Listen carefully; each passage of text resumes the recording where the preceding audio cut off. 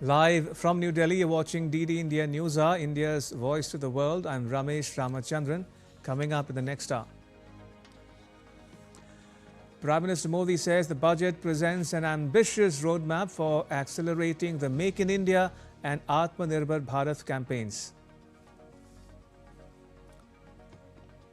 The budget focuses on three duties of sustainable economic growth, capacity building and Sabka Saath, Sabka Vikas.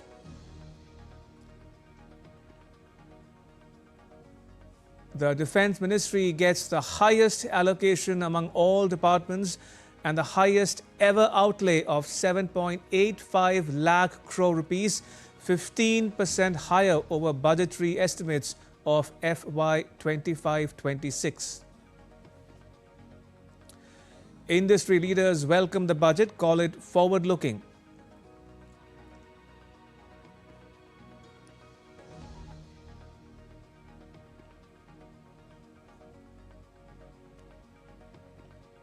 And in tennis, world #1 Carlos Alcaraz beats Novak Djokovic to win the Australian Open, becomes the youngest player to complete a career Grand Slam.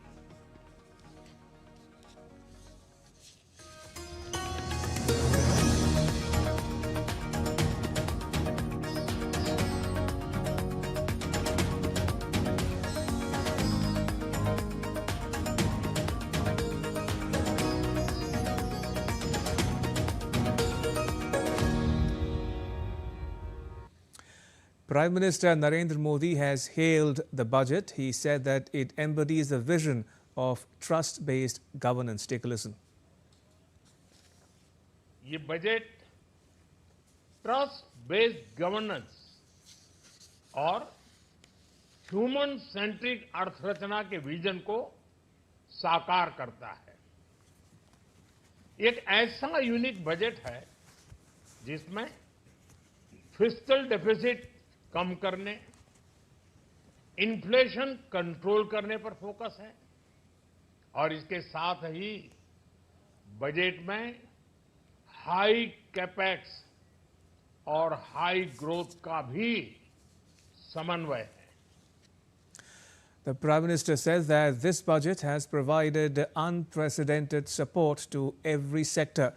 He said that the support extended to the MSMEs will give them new strength to transform from local to global.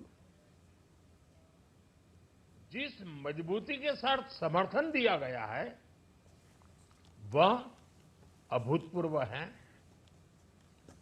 Biopharma Shakti mission, semiconductor mission 2.0, electronic component manufacturing scheme, rare earth corridor का निर्माण, critical minerals पर बल, textile sector में नई scheme, hi tech tool manufacturing को बढ़ावा, champion MSME तैयार करना, ये फ्यूचरिस्टिक है, देश की वर्तमान और भविष्य की आवश्यकताओं का ध्यान रखती है।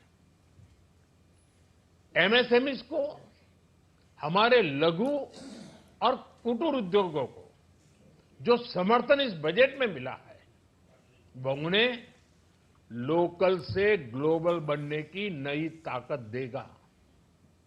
Finance Minister Nirmala Sitharaman said that the budget is the first one in the second quarter of the century, leading towards the vision of India becoming a developed nation by 2047. Addressing a post-budget press conference in New Delhi, the minister said that the budget is aimed at Sabka Saath, Sabka Vikas. She added that in this year's budget, health has been given equal importance with special emphasis on mental health. The minister said that the budget pushes the Indian economy to maintain its high growth momentum with an emphasis on continuing structural reforms. We are laying the path and giving a push to the economy to maintain the growth momentum, and for that growth momentum or sustained economic growth which we want to ensure, primarily we are looking at building the ecosystem with structural reforms which will go on. Reforms have been carried out. We are continuing to do the reform activities, so it will continue with an aim to make sure that we create enough environment for improving productivity and making sure employment is generated. Now, in the budget, the defense services of the country have received an unprecedented allocation of 7.85 lakh crore rupees for the financial year 26-27. This is a major boost to the country's armed forces.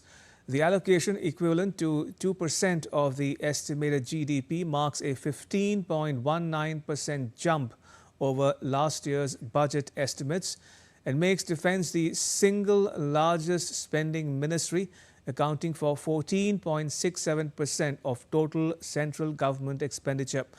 Beyond routine modernization and operational needs, the enhanced outlay also factors in emergency procurement of arms and ammunition undertaken after Operation Sindoor across both capital and revenue heads.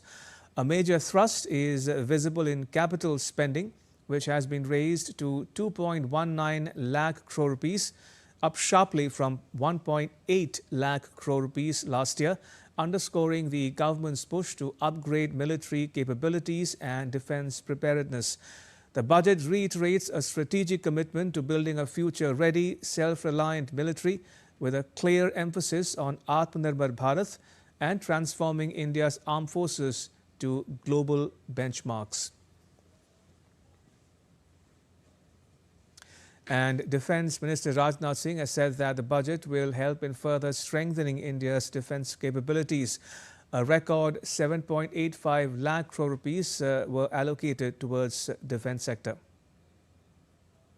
और इस budget में रक्षा क्षेत्र के लिए 7.85 लाख करोड़ रुपए का प्रावधान किया गया है। मैं इसके लिए भी प्रधानमंत्री मोदी जी का हृदय से आभार व्यक्त करता हूं। ऑपरेशन सिंदूर की ऐतिहासिक सफलता के बाद आए इस बजट ने देश की रक्षा व्यवस्था को और मजबूत बनाने के हमारे संकल्प को सुदृढ़ किया है। यह आवंटन पिछले वर्ष की तुलना में 15% से भी अधिक है, यानी इस बार भी केंद्रीय बजट का सबसे बड़ा हिस्सा रक्षा मंत्रालय को मिला है। Railway and IT Minister Ashwini Vaishnav hailed the budget, saying it lays a clear roadmap for a Viksit Bharat. He expressed happiness over the announcement of developing 7 high-speed rail corridors across the country in the budget. 7 नए high-speed corridors आज budget में announce हुए हैं। अहमदाबाद और मुंबई का high-speed corridor की जो progress है, सारी दुनिया आज उसको नोटिस कर रही, इतनी तेजी से काम चल रहा है और जिस क्वालिटी का काम चल रहा है, उसके बाद में आज ये जो 7 नए हाई-स्पीड कॉरिडोर्स अनाउंस हुए हैं, उससे देश में ट्रांसपोर्टेशन सेक्टर पूरी तरह से ट्रांसफॉर्म हो जाएगा, चेंज हो जाएगा। Minister Vaishnav said that the government has proposed to provide support to the Indian Institute of Creative Technologies of Mumbai in setting up AVGC content creator labs in 15,000 secondary schools and 500 colleges. IICT, Indian Institute of Creative Technologies, जो IIT, IIM, AIMS की तर्ज पे बन रही है, उसको स्थापित किया पहला कैंपस मुंबई में। तो अब IICT को जोड़ा जाएगा 15,000 हाई स्कूल्स के साथ और 500 कॉलेजेस के साथ। मेटी में, IT में और GCC में और इलेक्ट्रॉनिक्स मैन्युफैक्चरिंग में मिला के करीब 1 करोड़ का एम्प्लॉयमेंट है। आज के अनाउंसमेंट से 1 करोड़ का एम्प्लॉयमेंट बहुत सिग्निफिकेंटली बढ़ेगा, substantially बढ़ेगा। The budget has placed a strong emphasis on building next-generation infrastructure with a major push for high-speed connectivity across the country. Reacting to the announcements, Rajya Sabha member and former diplomat Harshvardhan Shringla said the focus on massive infrastructure expansion, including the development of 7 high-speed corridors, will accelerate economic growth and strengthen regional connectivity. It's a very imaginative budget.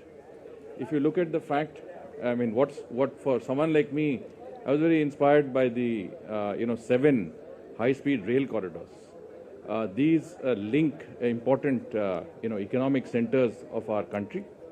We have to remember that almost 50% of our population today lives in urban areas. It's important to ensure that their commute is smooth, is efficient. That increases the efficiency of our economy. And clubbed to that is the concept of freight corridors. That is also being given a boost. So take one example relevant to me. I am from Darjeeling Siliguri area. There is a freight corridor that is linking Delhi to Varanasi and Varanasi to Siliguri. So two high-speed corridors which will really enable people like me to travel from Delhi to Siliguri in record time. What might have taken me 3 days will now take me just 12 hours or something to travel from Delhi to Siliguri. And Niti Aayog's CEO BVR Subramaniam called it a tech and services budget, hailing the government's new initiatives in services sector while keeping up the good work in manufacturing. This budget has two large areas of focus. One is services and the other is technology. I think this is a technology and services budget. Look at the number of things which the finance minister has announced on services. She's talked about a standing committee on services, and it's very important because services is about what? Education, healthcare. She said we should have 10% of the world GDP in services coming from India, and we're talking about what? 5 medical hubs, 5 educational cities. We've talked about the orange economy. So a huge focus on services. In manufacturing, it's a continuation of all the good work in the past. And Finance Minister Nirmala Sitharaman has entered the history books, presenting a 9th consecutive budget. The 2026-27 budget has given relief in the form of TCS cuts on foreign travel and money sent abroad for education.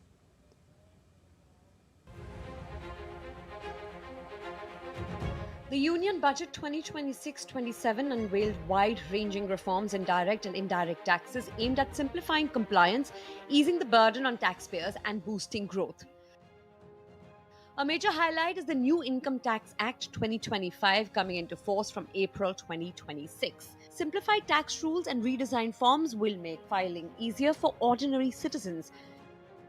TCS rates see a sharp cut overseas tour packages, education and medical remittances under liberalized remittance scheme will now attract just 2% TCS, which is down from up to 20%.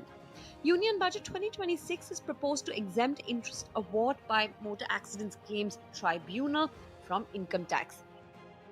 Manpower services will come under contractor payments for TDS capped at 1 or 2%. Small taxpayers can now get lower or nil TDS certificates through an automated process. Time to revise returns is extended till 31st March with a nominal fee. A 6-month foreign asset disclosure window is proposed for students, young professionals, NRIs, and tech employees. Assessment and penalty proceedings will be merged. Pre-deposit for appeals is reduced to 10%, and several offences are now decriminalized. The IT sector gets a single safe harbor regime with higher thresholds. Foreign cloud and data center companies operating from India receive tax holidays till 2047. All non-residents who pay tax on presumptive basis will be exempted from minimum alternate tax. Custom duties are rationalized across sectors like marine, leather, textiles, energy, aviation and defense to support manufacturing and exports. Personal imports duty is halved to 10%. A lot of steps taken to enhance ease of doing business. A lot of steps taken to decriminalize the businessman. So I think it was more of tax administration and ease of doing business. It's a fair budget, a progressive budget, and more of a forward-looking budget for me. The liquidity of the industry will go up because now inverted duty structure will also be granted upfront 90% of the said amount. More importantly, some industries like tour operators and marketing companies who have been working for foreign companies, they will gain significantly by this finance bill because the definition of intermediary has been amended and now their services will qualify as an export. Nation is now a step closer in ease of doing business. Faster clearances, expanded AI-based scanning, special economic zone reliefs, duty-free fish exports and removal of courier export caps aim to power trade and logistics. The budget signals a decisive shift towards simpler taxes, faster processes, and global competitiveness.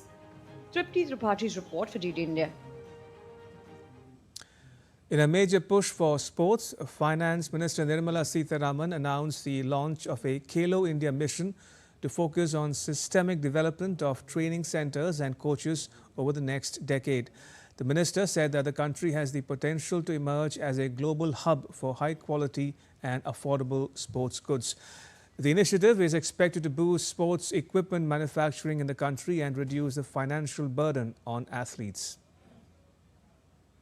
India has the potential to emerge as a global hub for high-quality, affordable sports goods. I propose a dedicated initiative for sports goods that will promote manufacturing, research, and innovation in equipment design as well as material sciences.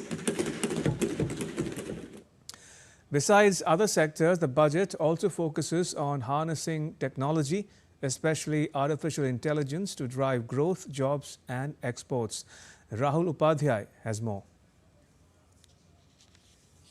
Finance Minister Nirmala Sitharaman on Sunday announced the formation of a new committee, Education to Employment and Enterprises E2E Standard Committee, to review the impact of emerging technologies like artificial intelligence on India's services sector.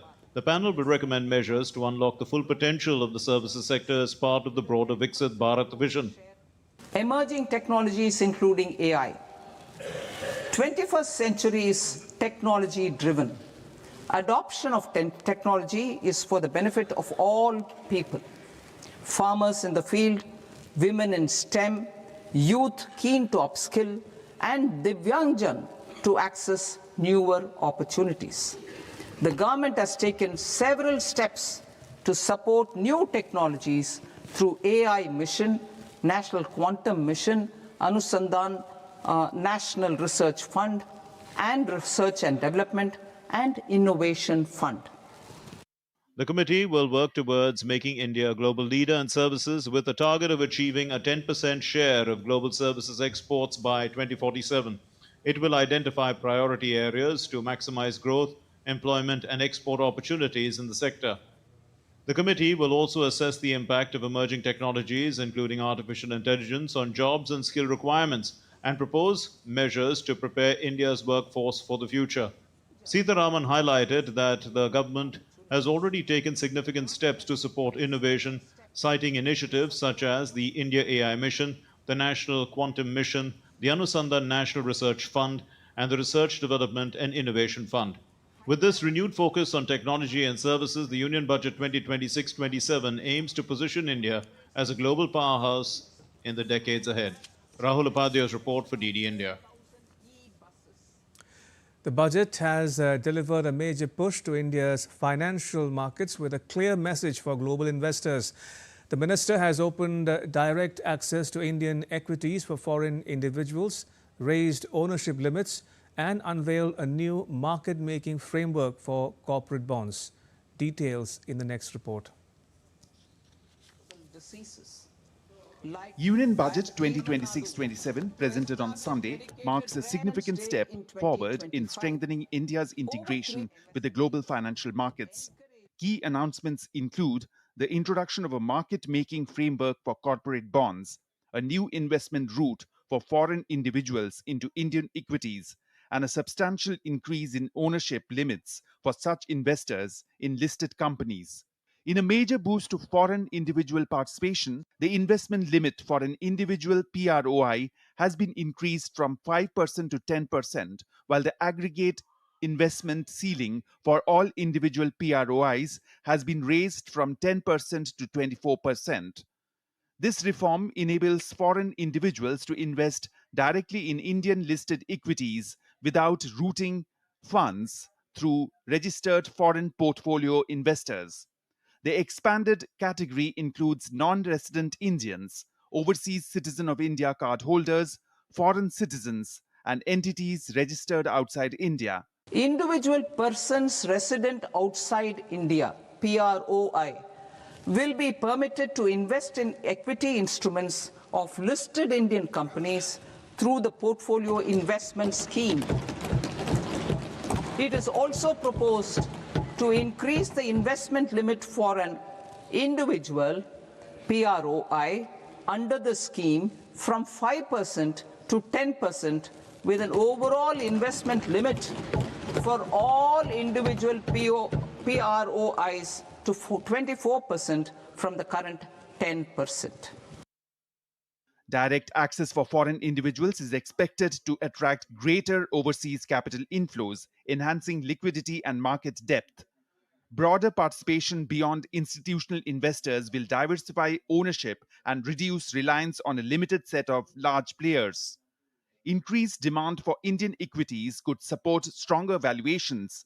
The move aligns India's equity markets with global best practices, improving their appeal to international investors. Budget 2026-27 proposes for a market-making framework with suitable access to funds and derivatives on corporate bond indices, along with a proposal for total return swaps on corporate bonds. The Union Budget proposes an incentive of 100 crore rupees for a single bond issuance of more than 1,000 crore rupees. The current scheme under Amrut, which incentivizes issuances up to 200 crore rupees, will also continue to support smaller and medium towns. To encourage the issuance of municipal bonds of higher value by larger cities, I propose an incentive of 100 crore rupees for a single bond issuance. 100 crore rupees for a single bond issuance of more than 1,000 crore. The budget 2026-27 reinforces India's ambition to emerge as a mature, globally competitive financial market. Bureau Report, DD India. In a major push for tech-driven agriculture, Finance Minister Nirmala Sitharaman announced the launch of Bharat Vistar in the budget. The budget further emphasized high-value agriculture, allied sectors and technology-led farming. Tanvi Taneja has more.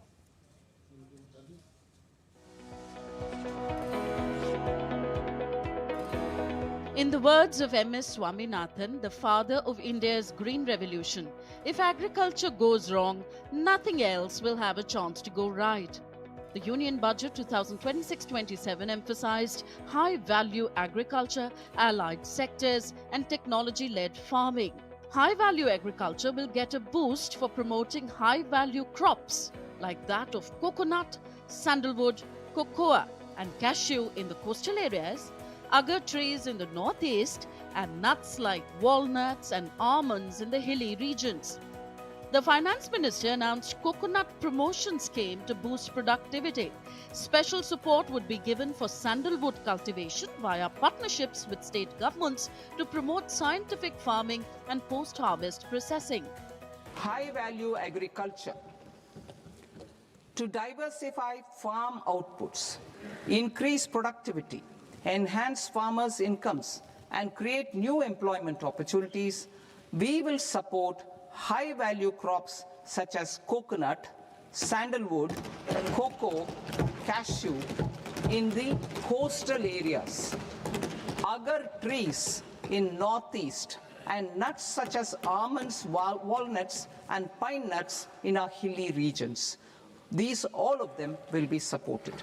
A dedicated program is proposed for Indian cashew and cocoa to make India self-reliant in raw cashew and coconut production and processing, enhance export competitiveness, and transform Indian cashew and Indian cocoa into premium global brands by 2030.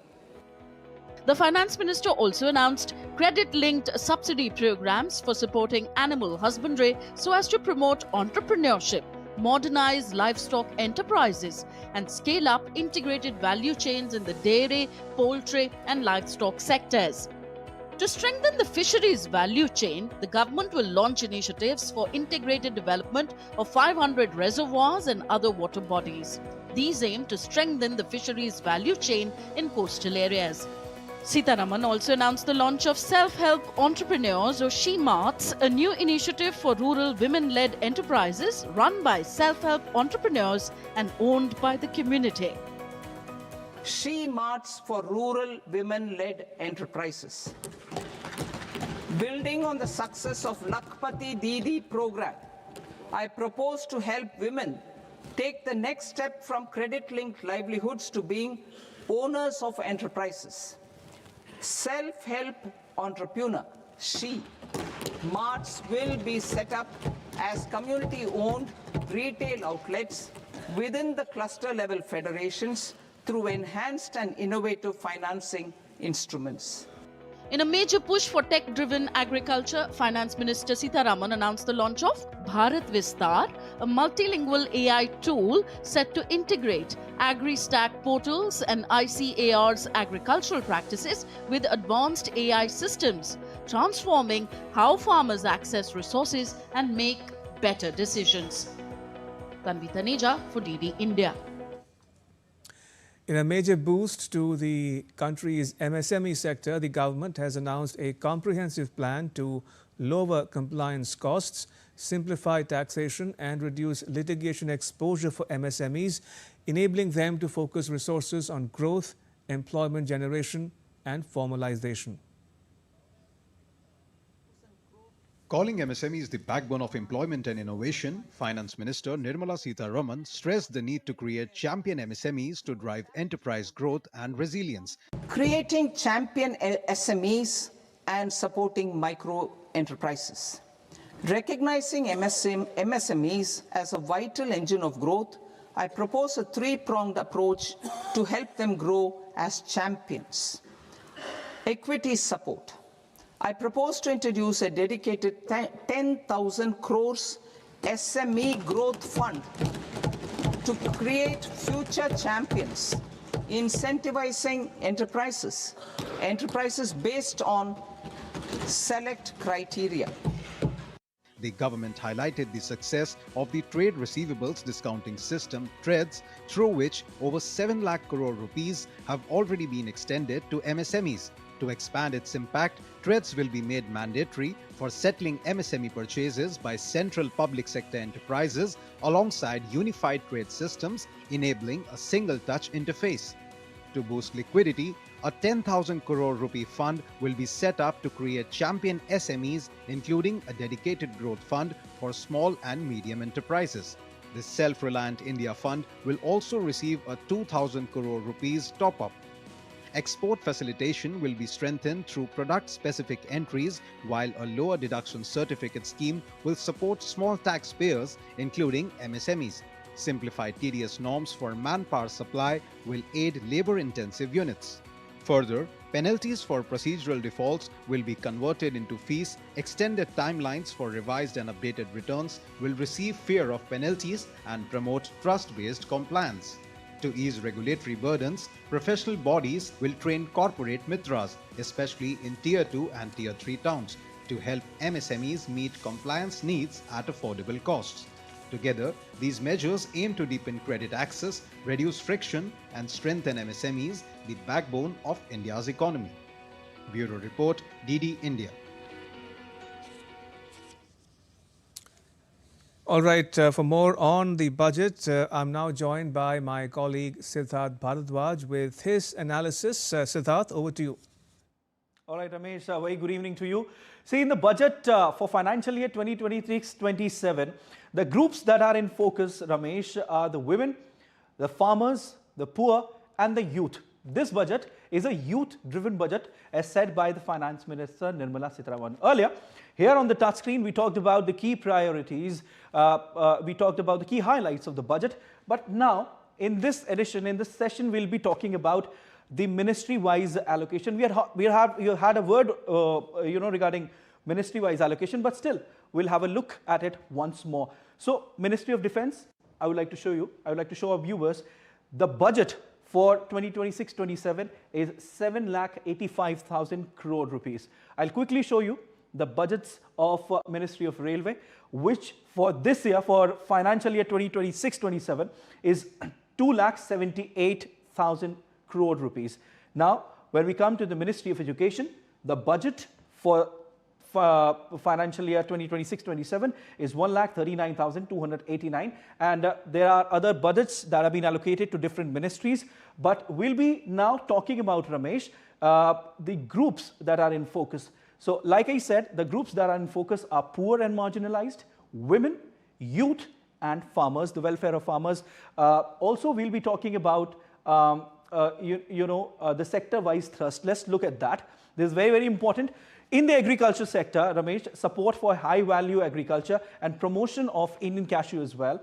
Coconut and sandalwood also. Now, proposal to launch Bharat Vistar AI tool integrating agri-stack portals. See, AI is very, very important. India is also hosting AI Summit this month, and which will be a very, very important summit wherein people from all across the world will be joining the AI Summit, and India has always advocated for the constructive use of the artificial intelligence. Now, we'll talk about, once again, the major highlight of this budget. Scaling up manufacturing in 7 strategic and frontier sectors. We had a word about this earlier. Now, Ramesh, we'll be talking about major highlights, the champion MSMEs via 3-pronged approach. Also, we'll be talking about the SMEs who will be getting 10,000 crore boost. Also, Self-Reliance India Fund of rupees 4,000 crore. This is a time, Ramesh, as we all know, that when Bharat is very fast moving towards its vision of Viksit Bharat 2047, the year when India will be celebrating the centenary of its independence. Apart from that, Ramesh, now we'll also be talking about, in this budget, let's talk about the sector-wise thrust once again. In the sector-wise thrust, in the agriculture sector, we had a word. Then now when it comes to the tourism sector, 5 regional medical hubs to promote medical tourism, and also national destination digital knowledge grid to be established. Also, in the women empowerment, Nari Shakti, as we know, She Marts for rural women enterprises, and also establishment of hostels in every district. When we come to the next sector, in the education sector, 5 university townships to be created in vicinity of major industrial and logistic corridors, and also education to employment and enterprise standing committee to be set up. So definitely, the government is certainly focused on different sectors, aligning with its vision of Viksit Bharat 2047, and also, including different groups in this budget, which is women, farmers, youth, and the poor. So all in all, when we see this budget, from the broader perspective, this includes almost every group. No one is left behind in this particular budget. And also, the special focus is on youth and Nari Shakti as well. As you Ramesh, correctly mentioned, Siddharth, the focus is clearly on all 4 major stakeholders: youth, the poor, farmers, and women. Siddharth, thank you for that update. Appreciate it. Right, and joining us is our guest for this leg of the broadcast. Joining us is Nilaya Verma, co-founder and CEO of Primus Partners. Welcome to this broadcast. If I can start by asking you for your general overview or your individual take on the budget, what would you say? Thanks, Ramesh. I think Welcome. For me, I'll start by saying the biggest headline for this budget is the lack of one single headline. I think the budget actually addresses a much wider range, and to me, that's a very, very plus. I want to pick up 3 points specific, Ramesh. Number 1 is jobs. I think, the jobs at 2 ends, at one level, by giving financial incentives and tax breaks for AI data centers. And India is looking at 10 to 14 gigawatts of additional capacity in the next few years. We're actually making India critical for the world when it comes to the digital infrastructure for the world. Second is, when you're talking about jobs, the entire approach on a services mission, which includes caregivers, the entire care economy, the tourism sectors, that's really jobs for a large number of youth, which today require, and across tier 2 and tier 3 cities. And finally, the third point, something which I'm very excited about listening to the comments, is the entire concept of economic regions, because worldwide growth, we all know urban infrastructure or urban cities drive growth. But today we need to build infrastructure and support not just the main center, but tier 2 and tier 3 cities around large cities so that we can have more innovation. We can provide better infrastructure across not just one city, but across region. So overall, I'm very excited by what we've seen in the budget because this is about our future, not just today or tomorrow. Can we also have an industry perspective from you on the twin issues of manufacturing and competitiveness in terms of, especially in light of the so-called Trump tariff effects and the number of FTAs that India signed in the recent past? Look, I think we've shown tremendous resilience as an economy, despite so much of pressure and everybody thinking that because of the tariff, our exports will come down and therefore GDP will get impacted. It hasn't. But I think at the root of competitiveness, and the finance minister has spoken about it, there are again three broad elements, right? One is the innovation ecosystem. And innovation ecosystem starts at school. We've addressed that in this budget. Second is really about educational institutions around manufacturing clusters, that again, through universities, we've addressed that. And finally, looking at MSME champions, something that as an organization, we've spoken and written extensively about. Today's innovation in IP does not happen in large organization, it happens in smaller organization. And by putting focus in there and a significant amount of money, I think we're addressing that. And all of this, when you look at how the capital expenditure on infrastructure has grown, is all about improving our reducing our logistics cost and driving competitiveness. Since you referred to the MSME champions, I have to ask you this. Does the budget document, in your estimation, give you satisfaction insofar as the MSME sector is concerned? It does. Why do you say that? I think there will be finer prints, but my understanding of what the intent is, I think we're looking at how China has gone about driving its small and medium enterprises. Right. And the way they've gone about is identifying what they call little giants and focusing a select number of them, helping them grow, not just by only providing money or incentives, but helping them bring in foreign technical expertise, exposing them to international markets. And if you look at the entirety, when the finance minister said that we will have corporate mitras, it's all about providing the opportunities for small and medium enterprises to be globally competitive. Now, the budget has been variously described as driven by youth power and one that paints a picture of macroeconomic stability. Do you share that view, especially in light of the impetus given to the orange economy? Absolutely. Look, India has had macroeconomic stability now for more than a couple of years, and the government has been steadfast in making sure that fiscal stability is there. We've also had 6.5–7% rate of growth. Now, to go into double digit, this budget invests in what we're always calling is the creative economy or the orange economy, which is where the jobs are, which is where the IPs are going to get created. And again, we would say the orange economy has got a green light today in the budget today. And looking at the other recurring themes in the budget document per se, if I were to ask you about the capital expenditure, about the social sector or the services sector in terms of healthcare, education, and so on, are you happy with the reasoning or the trajectory insofar as the priorities are concerned? Yeah, personally speaking, I'm never a big fan of budget being only limited to tax proposals. Budget provides a direction, and I think this budget clearly provides the direction. It has said and put money for high-tech manufacturing, reviving or strengthening our traditional manufacturing sector, but also investing in the jobs of the future. So absolutely, I think it does a wonderful job in that respect. A quick word from you about the other critical sectors such as nuclear energy, rare earths and AI and semiconductors. Are you sanguine about the direction that the minister has outlined in her speech? Absolutely. And this will take some time, but obviously we've taken the step. We have a quantum mission. We have a AI summit happening just in a few weeks, and somebody who's been associated with it, I think there are major announcements coming that way.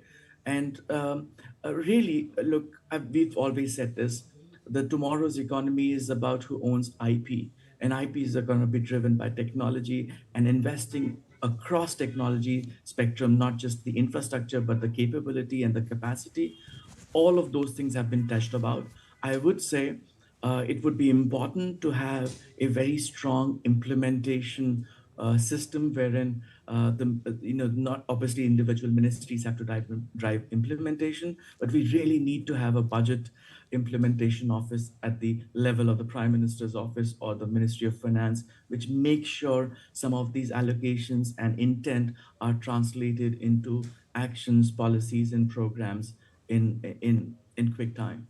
Okay, so as we wrap it up, if I were to ask you, in your estimation, is the Reform Express picking up speed and momentum? Absolutely. I think, reform is something she started by. She referred to the fact that there's been a GOM and various committees which have recommended reform across the board. Very often, small things do not get reflected in conversation like this, but let me just give you one example. The fact that for small and medium enterprises, you can get lower TDS without having the hassles of applying for it means 8-9% improvement as far as cash collection is concerned. So yes, the reform is at the core of it, but not just reforms from a policy perspective, but allocation to sectors and initiatives which will support reform is what I get excited about when I see the fine print. All right. On that note, Nilay Verma, co-founder and CEO of Primus Partners, thank you so much for joining us and sharing your perspectives with our viewers at home and abroad. Thank you for your time. Appreciate it. Right, moving on. This year, budget prioritizes education and skills for India's future growth. We have some leaders from the education sector. Let's take a listen to what they have to say. The budget is extremely encouraging. I think there's a lot of continuity and momentum. The announcement to set up content creator, digital labs in secondary schools, that's aimed at strengthening the creative, digital and technology-linked skills of young people. I think that's so important. What we do in the school ecosystem impacts our country and industry so much. And also, of course, the continued policy push towards applied learning, skilling, industry-linked education beyond the traditional academic routes is also very encouraging. A big boost of this budget is on development of skills which are very critical for the future of this particular nation. The AVGC labs, the animation and gaming industry, gets a big boost with over 15,000 schools and 500 colleges where these labs will be set up. And this will give a big boost to future careers that children can learn to create content. Apart from that, the NID and design education in India will get a big boost with several centers coming up. Hospitality institutes also getting a big focus, which are all employable sectors. All right, time for a very short break. Keep watching DD India. Don't go anywhere.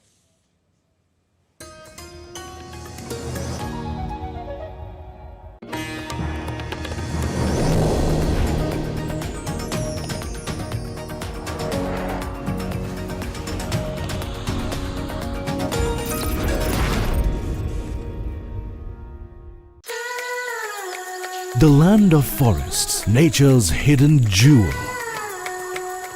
Jharkhand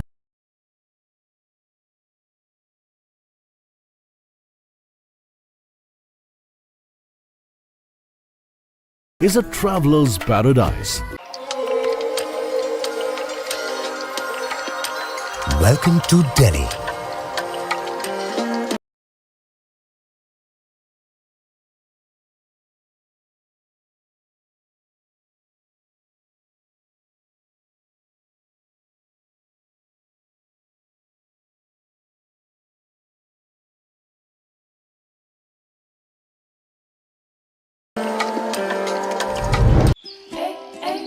One of India's newest states, one of India's oldest lands.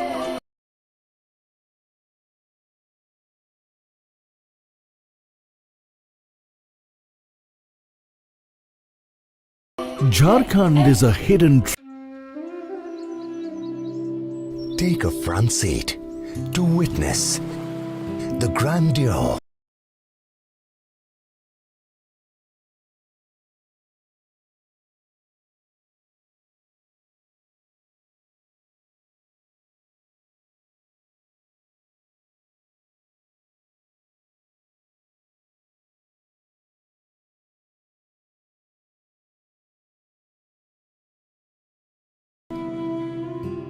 That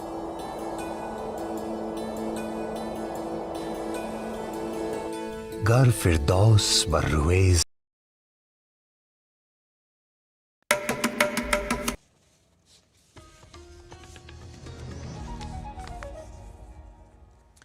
Welcome back. You're watching DD India News Hour. I'm Ramesh Ramachandran. Prime Minister Modi unveiled the new name of Punjab's Adampur Airport on Friday on the occasion of the 649th birth anniversary of revered saint and social reformer Guru Ravidas. The terminal has been renamed as Sri Guru Ravidas Maharaj Ji Airport. He inaugurated the new terminal building at Halwara Airport in Ludhiana as well. Addressing a gathering, the Prime Minister said that the airport has been renamed on the revered saint's name. He congratulated the people of Punjab and the nation. संत रविदास जी के नाम पर Adampur airport का नया नामकरण हुआ है। Adampur airport को अब श्री गुरु रविदास जी महाराज जी एयरपोर्ट के नाम से जाना जाएगा। इसके अलावा हलवारा एयरपोर्ट की नई टर्मिनल बिल्डिंग का उद्घाटन भी किया गया। मैं पंजाब समेत पूरे देश के लोगों को इन कार्यों की बहुत-बहुत बधाई देता हूं। The Prime Minister paid floral tributes to Saint Ravidas on his birth anniversary.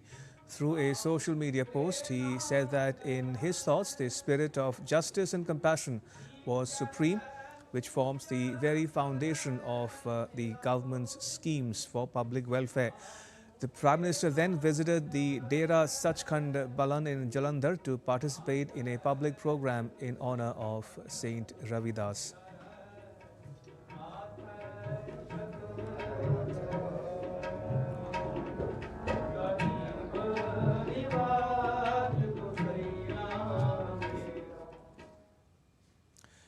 Right, moving on, thousands of protesters took to the streets in the U.S. city of Minneapolis to demand the withdrawal of federal immigration agents from Minnesota following the fatal shootings of Alex Pretty and Rene Good, both of whom were U.S. citizens. Under a national immigration crackdown, President Donald Trump has sent 3,000 federal officers to the Minneapolis area who are patrolling the streets in tactical gear, a force 5 times the size of the Minneapolis Police Department. And symbols are really important to me, and the symbol of the Statue of Liberty has always been my favorite symbol of America. And what's going on right now with ICE in our city is not who we are. The Liberty statue is a symbol of light and welcoming to immigrants and opportunity. And going door to door and hunting down people and coming in the night with masks on is not who we are. And this has got to stop. Israel reopens the Rafah border crossing between the Gaza Strip and Egypt under U.S. President Trump's plan to end the war. The next phase of Trump's Gaza plan calls for resolving complex issues such as Hamas disarmament, which the group has long rejected, further Israeli withdrawal from Gaza, and the deployment of an international peacekeeping force. Russian attacks on Ukraine overnight and early Sunday killed at least 2 people and wounded 7 others. Among the strikes was a drone attack on a maternity hospital in the southern Ukrainian city of Zaporizhia. Officials said 2 women who were undergoing medical examinations at the time were injured. The attacks came on the final day of a unilateral reduction in Russian strikes on Ukraine, which had been announced by President Trump. Meanwhile, Russian shelling of the southern city of Kherson early Sunday injured a 59-year-old woman, local authorities reported. Pakistan's security forces are on the lookout for the perpetrators of the series of coordinated deadly attacks in Balochistan, with the government vowing to retaliate after more than 120 people were killed on Saturday. Around a dozen attack sites were cordoned off, with troops combing the area a day after militants attacked, killing at least 18 civilians and 15 security personnel, according to military data, including at least 92 militants killed by security forces. Mobile internet services and rail services have been suspended for over 24 hours. The attacks have left locals in shock as no one dares to step out of their homes for fear of their lives. The Baloch Liberation Army, the province's most active militant separatist group, claimed responsibility for the attacks. The leader of Portugal's Chega party, André Ventura, has high hopes with the upcoming presidential polls, aiming to capitalize on discontent among the non-socialist voters. The anti-establishment, anti-immigration leader, who secured just 23.5% of the votes in a recent runoff polls, vowed a head-to-head fight when polling stations opened on 8 February.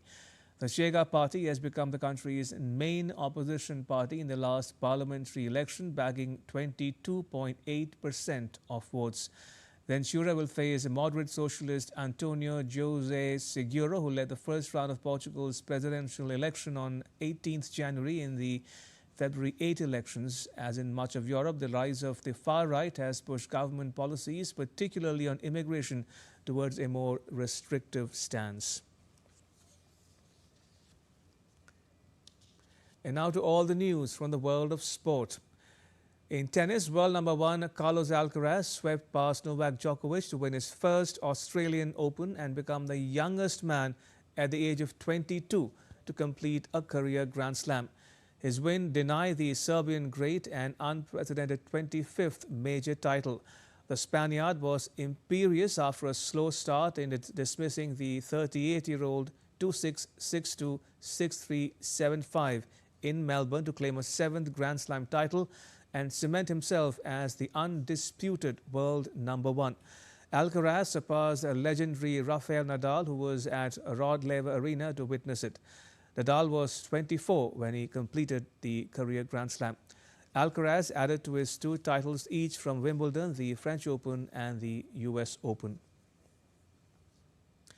Young Indian shuttler Devika Siha clinched her maiden BWF Super 300 crown after Malaysia's Goh Jin Wei retired midway at the Thailand Masters final in Bangkok. The 20-year-old was leading 21-8-6-3 when Goh, a 2-time world junior champion, pulled out because of a hamstring injury, handing the Indian the biggest title of her career. Devika's rise has been steady. She claimed her maiden international title at the Malaysia International in August 2025 and later contributed to India's mixed team bronze at the 2025 World University Games. Last season, she finished runner-up at the Indonesia Masters Super 100 tournament and reached 4 finals in 2024, winning the Swedish Open and Portugal International. And that's all for this edition of DD India News Hour. Let us know your thoughts on the news of the day. For those on the go, you can get the latest news on the DD India mobile app on both Android and iOS platforms. Scan the QR code to download it.